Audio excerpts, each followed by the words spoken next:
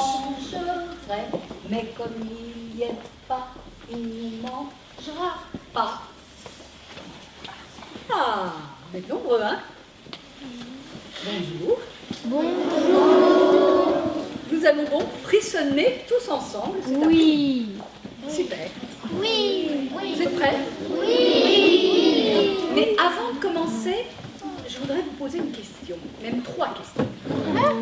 3 questions auxquelles j'aimerais bien que vous répondiez, sincèrement, sans tricher, en levant la main. Donc, bouche cousue, juste la main qui travaille. Ça va? Oui. Première question. Qui bien? Qui n'a jamais peur de rien? Ah ben, vous êtes fortiche, hein? Très bien. Hein? Qui maintenant a peur de tout? Très bien. Tu assumes, c'est très bien. Il y en a beaucoup. C'est bien. On rebaisse les mains. 3e question. Qui a peur de certaines choses? D'accord. Donc il y en a beaucoup qui ont peur de rien, l'un ou l'autre qui ont peur de tout, et une moyenne qui a peur de certaines choses. Bien. Très bien. Là, on va pouvoir commencer. Ah oui, je ne suis pas venue toute seule. Dans mon panier, là, qui est-ce qui est dans mon panier à votre avis? Un chien. Une galette. Ben non, tu vois, parce que la galette, elle devrait être vraiment très grosse. Non, c'est pas une galette. Un gâteau. Un peu de beurre? Un bébé. Un bébé. Ce n'est plus un bébé. Ça a été un bébé, mais ce n'est plus un bébé. Un chien. Non. C'est un animal. Toi, l'animal? Un loup? Non. Plus long qu'un loup, plus long. Un chat. Un chat? Non. Non. Allez, vous donnez votre langue au chat? Oui. Dans mon panier, j'ai un dragon chinois qui est en train de dormir. En fait, il ne se réveille que quand je viens travailler. Hein, Mingchou? Allez, on va y aller, mon grand, là. Il faut se réveiller. Hein? Allez. Non, c'est pas sa tête, hein. C'est juste sa queue. Allez, Michou. Ensuite, tu la sieste. Allez. Oh, mais allez faire un effort, Michou. Allez, ta tête qui est la plus lourde. Enfin, Michou, qu'est-ce que c'est que ça? T'es mis complètement à l'envers, là. Tu vas avoir un torticolis, hein. Ça fait drôlement. Eh bien, voilà. Je vous présente Mingchou. Mon blague Michou. Avec sa petite queue pointue, ses écailles, sa longue crête, ses ailes de chauve-souris, et puis sa bonne tête de dragon chinois, avec ses yeux méchants, ses grandes dents. Quelle tête tu tires, mon ami, franchement. Il fait le méchant, mais il est très gentil. S'il fait le méchant comme ça, c'est parce qu'il a peur. Alors il fait le méchant pour donner l'impression que c'est lui qui fait peur, mais en fait c'est lui qui a peur. Et oui. Faut que je vous raconte une histoire quand même. Pourquoi est-ce que j'ai un dragon chinois avec moi? Eh bien parce qu'un jour, je marchais dans la rue, j'ai voulu traverser la rue, et au moment de mettre mon pied dans le caniveau, dans la rigole, je me suis dit, qu'est-ce qu'il y a là? J'ai cru que c'était un gros lézard tout vert. J'ai regardé un peu mieux, puis je me suis dit, ça doit être un bébé crocodile. Eh bien non, c'était un petit bébé dragon chinois qui tremblait de peur. Il tremblait, alors je l'ai pris dans mes bras, dans les mains, puis je l'ai ramené à la maison, je l'ai adopté, et je l'ai nourri au biberon. Et puis il a grandi, et oui, je crois même que tu as encore grandi depuis la dernière fois, Michou. Montre un peu voir là. Allez, attends, tu cales ta queue, on va voir ça. Quand tu t'étires, ça y est, t'es plus grand que moi, Michou. T'as plus de 25 ans, tu te rends compte? Oh! Alors, hein? Mais oui. Alors quand j'allais travailler, je l'enfermais dans le salon. Il était tout calme au début. Et puis, il a commencé à faire quelques bêtises. Il a commencé à grimper autour des rideaux, à s'enrouler, jusqu'en haut. Et quand il était tout en haut, crac, il tirait et les rideaux s'écroulaient par terre. Alors, j'ai enlevé les rideaux pour qu'il fasse plus de dégâts. Et là, il s'est mis à grignoter les pieds des fauteuils, des chaises. Alors, je l'ai enfermé dans la cuisine. Dans la cuisine, tout était en métal, en plastique, en formica. Vous ne pouvez plus faire de dégâts. Alors, il s'est attaqué à lui-même. Il a commencé à grignoter sa queue. Qu'est-ce que c'est que cette petite chose molle, là, Michou? Hein? Quand tu n'auras plus de queue, tu auras l'air malin? Non, tu ne touches plus ta queue. Ah non, ça c'est fille. Non. Oh, c'est chaud, c'est dense. Ah, oui, tu fais des câlins, je sais bien. La mieux, tu dis bonjour aux enfants, tu leur parles, tu parles pas. Tu ne parles jamais. Je ne saurais pas si tu as une grosse voix comme ça, tout à fait sombre et grave. Ou alors tu as une petite voix comme ça, tout est Mais il écoute très bien. Parce qu'en fait, finalement, le plus pratique, pour qu'il ne fasse pas de dégâts à la maison, c'était de l'emmener avec moi, quand je travaillais, comme cet après-midi. Alors, je lui ai construit, avec l'aide d'un ami, un perchoir spécial dragon. Voilà.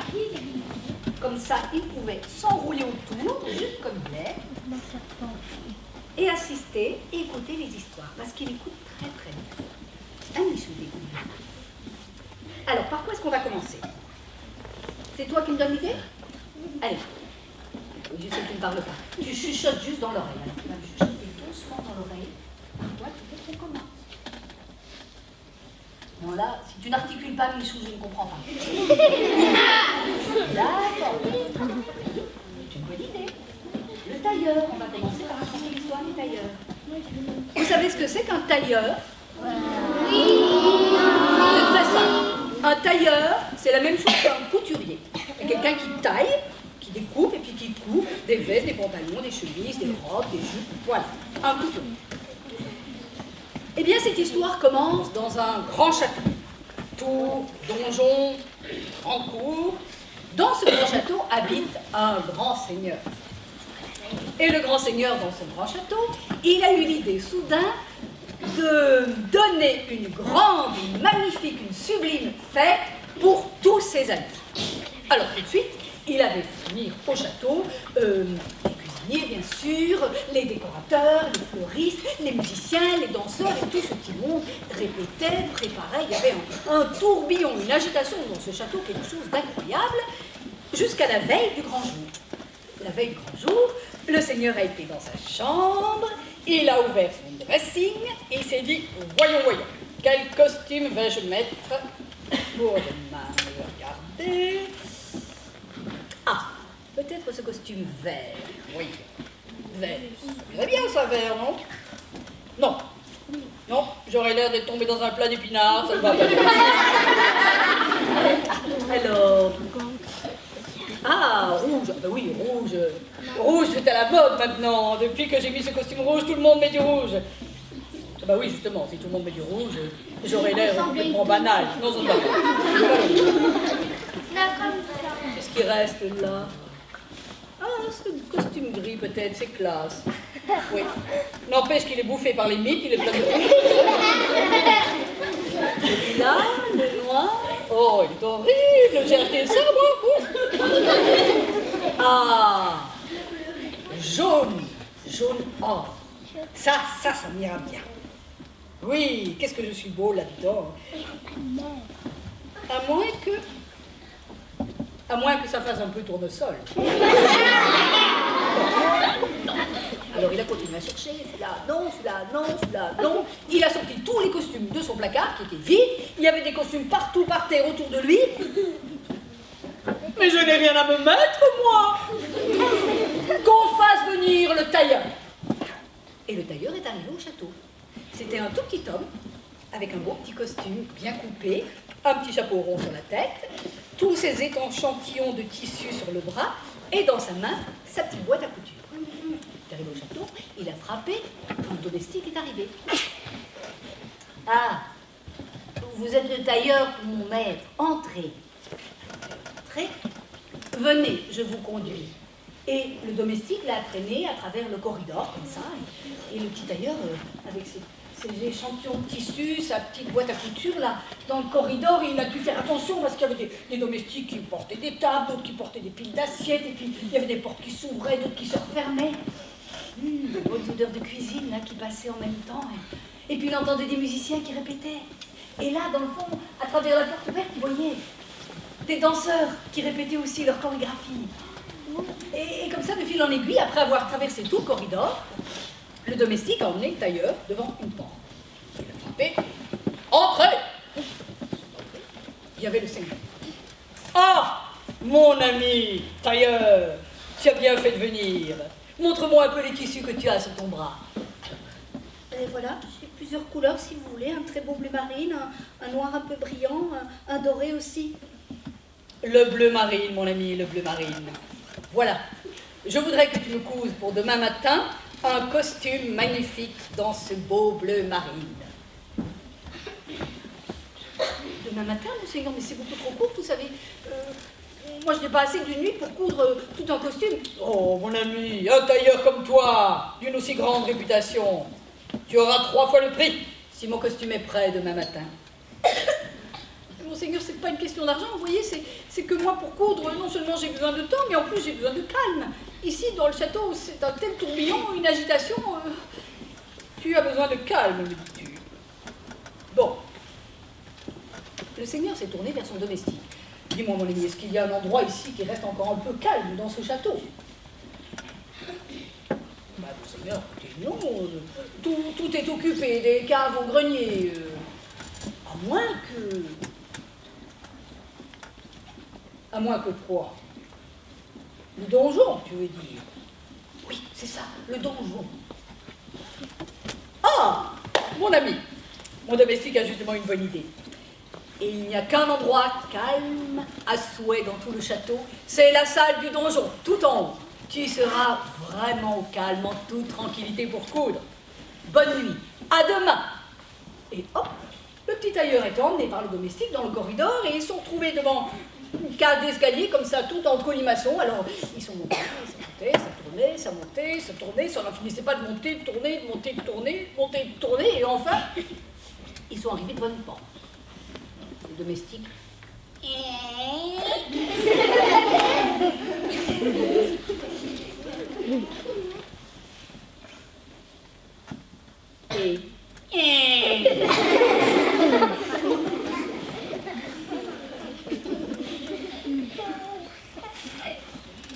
D'ailleurs, était tout seul dans cette grande pièce toute ronde, tout en pierre, froide, avec une grande cheminée en pierre aussi, mais pas de feu dedans. Il n'y avait rien dans cette grande pièce. Il y avait juste un tabouret.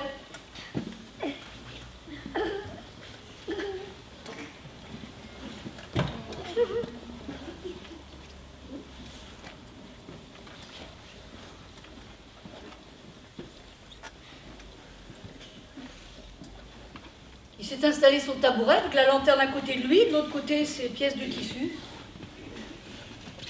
Bon. Là, c'est sûr que pour être tranquille, je vais être tranquille. Mais bon.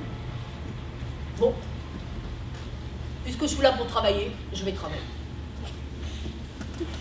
Bon. Une fil, aiguille.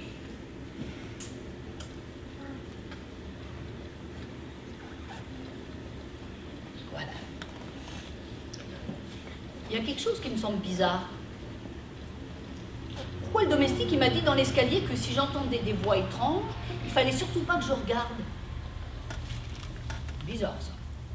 Bon, je suis là pour coudre, alors je vais coudre. Allez, le pantalon.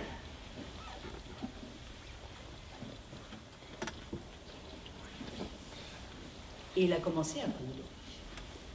Jusqu'au moment où il a vu le plancher devant lui qui s'est mis à bouger comme ça, et 2 grandes jambes qui sont apparues, et une voix énorme qui a dit « Tu les vois, mes grandes jambes ?»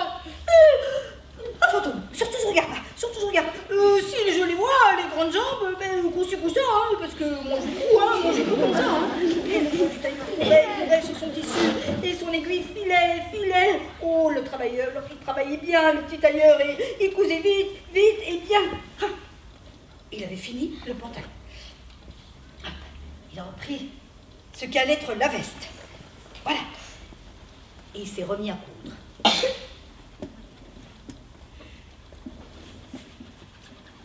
Quand encore la grosse voix.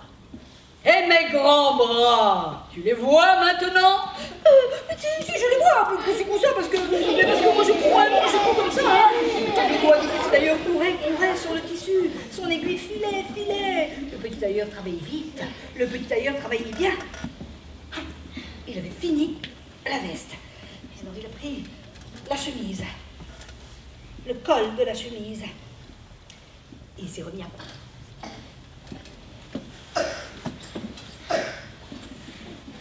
D'un coup, encore la grosse voix. Et mon long cou, tu le vois maintenant? Si je le vois, coup ça. Je cours comme ça. Et les petits tailleurs couraient sur le tissu, son aiguille filait. Le petit tailleur travaillait vite, le petit tailleur travaillait bien. Il avait fini la chemise. Alors il a commencé à préparer la chemise, le pantalon, la veste sur son bras, quand tout d'un coup, encore la grosse voix. Et ma tête, maintenant, tu la vois? Tu me vois tout entier? Si je vous vois, au coup ça, parce que moi j'ai fini, hein. Moi j'ai fini comme ça. Il s'est levé, il a poussé le tabouret, il a poussé la porte, il a bondi dans l'escalier, et là il s'est fait descendre. Il a tourné, ça descendait, ça descendait. Et derrière lui, bam. Et ça continue à descendre, à tourner. Et derrière lui, dans son cou, il sentait le souffle froid, humide du fantôme. Et ça continue à descendre, à descendre. Et enfin, il s'est retrouvé dans le corridor et devant la porte du Seigneur. Ouvrez, je vous en supplie, ouvrez. Mais derrière lui, tu vas me regarder maintenant. Tu me vois tout entier. Ouvrez, je vous en supplie, je vais mourir. Au même instant, un rayon de lumière est passé par la fenêtre du corridor. Le petit tailleur, derrière lui, l'a entendu. Il s'est retourné. C'était le fantôme qui venait de disparaître en poussière. Les fantômes, ils n'aiment pas du tout la lumière du jour, c'est bien connu. Au même instant, la porte devant lui s'est ouverte, on a entendu une grosse voix. Mais qu'est-ce qui se passe ici? C'était le Seigneur. Le petit tailleur. Mon Seigneur, votre costume. Et il est tombé évanoui aux pieds du Seigneur. Quelques minutes plus tard, le tailleur a repris connaissance. Il a repris ses esprits, comme on dit, conscience. Il a ouvert les yeux et il s'est retrouvé bien installé dans un gros fauteuil, comme ça, dans la chambre du Seigneur. Et devant lui, il y a le Seigneur qui faisait les 100 pas, tout fier, habillé de son magnifique costume bleu marine. Oh, mon ami, mais regarde comme je suis beau, c'est magnifique, ton costume est sublime, je suis très très content. Comme je te l'ai promis, 3 fois le prix. Et en plus, mon ami, tu t'es montré très courageux, parce que tu as été coudre ce costume dans la salle du donjon, où personne n'ose plus aller à cause de ce fichu fantôme. Je veux qu'à partir d'aujourd'hui, tout le monde dans la région t'appelle désormais le hardi petit tailleur, le courageux tailleur. Et c'est ce qui s'est passé. Depuis ce jour-là, on a tous appelé le petit tailleur le hardi petit tailleur. Courageux quand même, hein? Aller coudre un costume toute une nuit dans une salle toute froide où un fantôme peut surgir à tout moment. Pas toi qui aurais fait ça, Michou? Non, pas du tout. Michou, si tu voyais ta tête comme ça, avec tes yeux, tes dents, c'est pas très poli, tu vois, les enfants, ils sont bien assis, sourient. Regarde comme ils sont gentils, tu pourrais te détendre un petit peu là, non? Hein? Allez, je vais continuer. Maintenant, c'est moi qui choisis.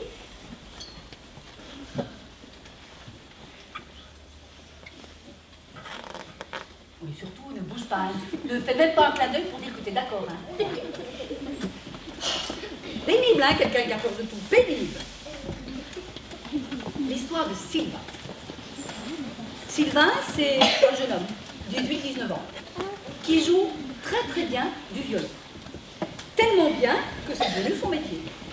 Donc, Sylvain, il se fait engager pour travailler dans des soirées organisées par la mairie, par des voisins, par des gens qu'il ne connaît pas, quand il donne une fête pour un baptême, un mariage, un anniversaire. Et ce soir-là, Sylvain, il avait été engagé pour travailler par le meunier et la meunière, qui fêtaient le mariage de leur fille. Alors Sylvain était allé au moulin et toute la nuit, il avait joué sur son violon des mazurkas, des polkas, des gigues, des valses, et les invités avaient tourné, tourbillonné, tournoyé, sautillé. Ils avaient dansé, dansé, dansé, et jusqu'à la fin, où il s'était écroulé, assis, épuisé. Alors Sylvain a compris qu'il avait assez travaillé. Il a rangé son violon dans son sac, l'archet à côté, et puis il est allé saluer les mariés. Et puis il est aussi allé saluer le père et la mère de la mariée, en les remerciant bien de l'avoir engagé. Et j'étais content, hein, le meunier et la meunière. Oh, le meunier, mon ami, tu joues drôlement bien, hein. Oh, tu as vu comme tout le monde a dansé, là. Une belle pièce d'argent, comme je t'ai promis. Tiens. Et la meunière, elle aussi. Sylvain, écoute, ça c'est les restants du buffet. Du jambon, du saucisson, de la brioche. Tu partageras ça avec ta famille. Tiens, mets ça dans ton sac. Oh, merci madame, merci beaucoup. Sylvain avait mis le paquet, allé dans du papier avec la ficelle, là, juste à côté de son violon, dans son sac en bandoulière. Et puis il était parti. Il est sorti dans la campagne et s'était mis à marcher. Oh, c'était beau. C'était beau parce qu'il y avait du givre un peu partout. L'humidité s'était transformée en une petite couche comme ça de glace toute blanche. Chaque fois que Sylvain marchait, ça faisait crrr sous ses pas. Et quand il s'est approché de la forêt, il a vu que les grands sapins de chaque côté là, du chemin, avec leurs grandes branches comme ça, toutes blanches, avaient l'air de grands fantômes. Mais ça ne lui faisait pas peur, Sylvain. Il connaissait bien la forêt. Il savait qu'il devait traverser tout droit et après, il allait tomber sur le village où il habitait. Alors il s'est mis à marcher d'un bon pas.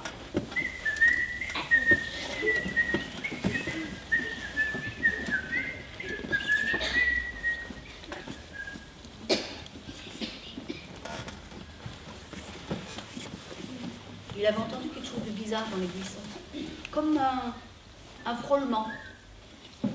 Bon, il y a un petit peu de vent. Ça doit être le vent dans les buissons. Allez.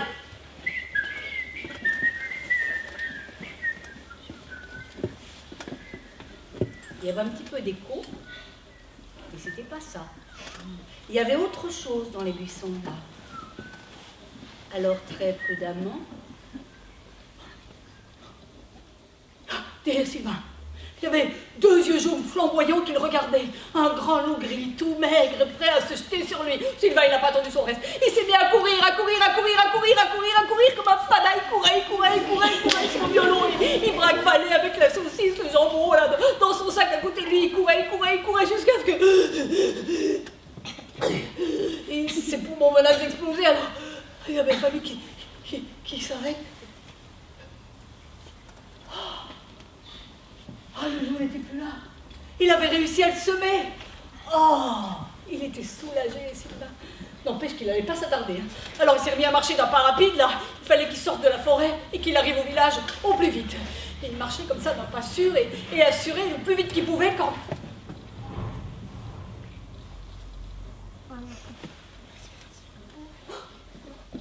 Le loup était à nouveau là.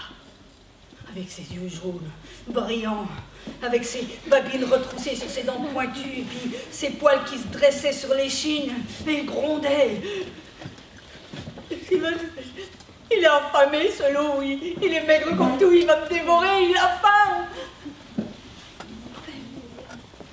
Ah mais moi, j'ai de la nourriture, ce que la fermière m'a donné.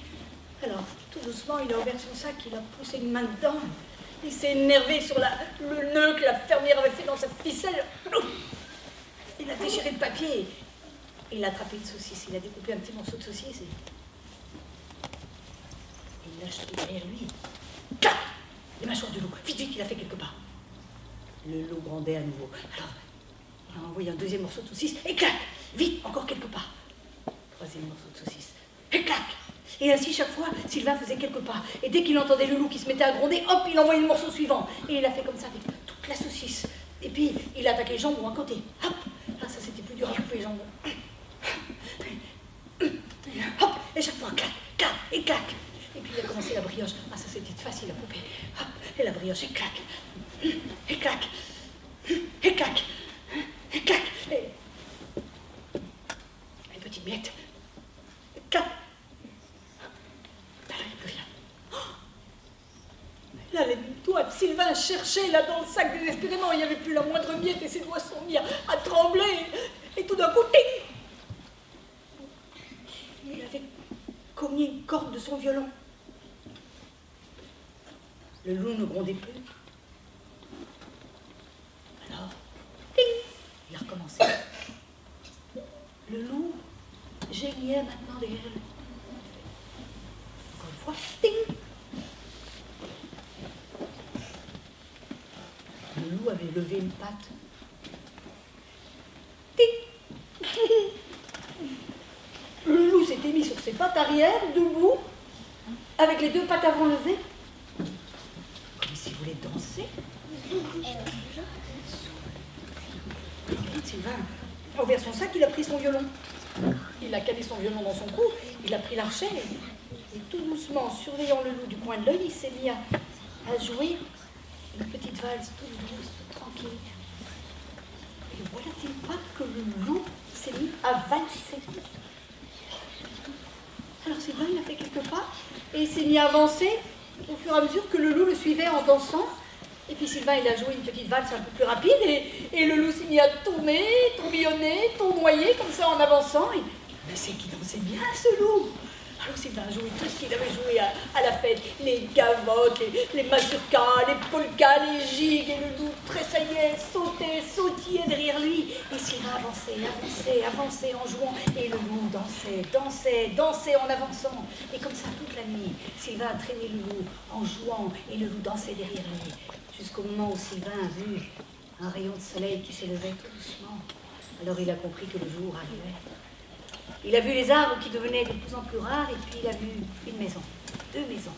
Et il a continué à avancer doucement, en jouant, jusqu'à ce qu'il soit au milieu des maisons, au milieu du village, et qu'il entende les chiens qui aboyaient sur son passage. Là, il s'est arrêté de jouer. Et il s'est retourné.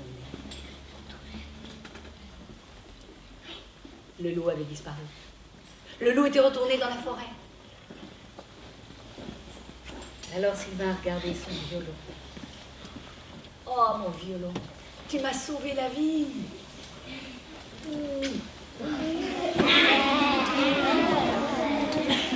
Il a rangé son violon dans son sac avec l'archet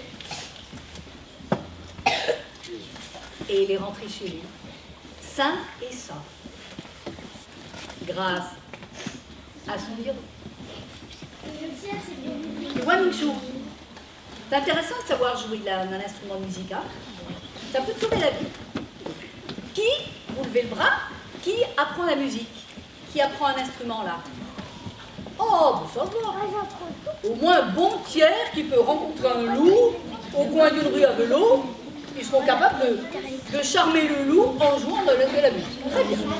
Très bien. Vous pouvez baisser les bras. En tout cas, Mingshu, c'est pas à toi que ça devrait arriver. Mingshu, il ne joue pas de musique, il ne sait même pas chanter, il parle de musique. Ami, terrible. Terrible. C'est terrible d'avoir peur comme ça. Ah là.